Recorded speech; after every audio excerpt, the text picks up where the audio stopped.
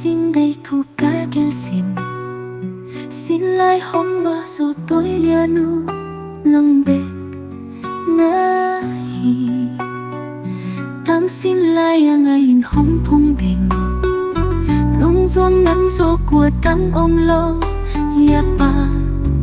hi cha người khoa sinh in sơ tha tăng nuôi bàn giờ kinh lệ kinh ai in nhé tay khoa phần linh san khoa sốt sống bay băng kịp bông sâm băng kịp hết lên ít na đâm tươi hóng lưng ninh hi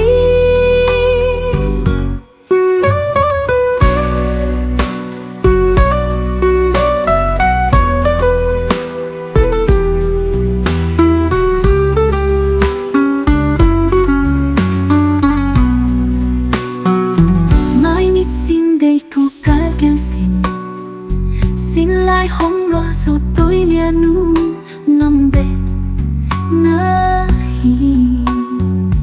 tăng xin lai ngày hôm cung đình lung ruộng nắng gió của tâm ông lo lia pa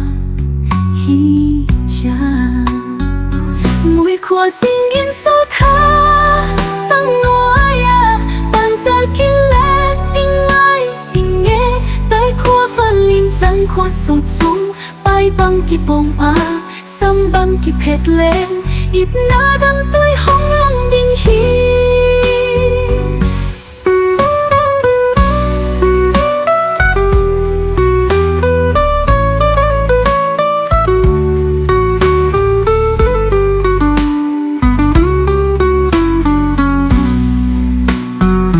mùi khoa xin yên sâu tha tăng nuôi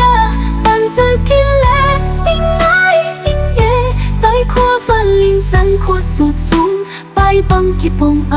sâm băng kịp hết lên ít na đâm tươi hóng lưng đinh hi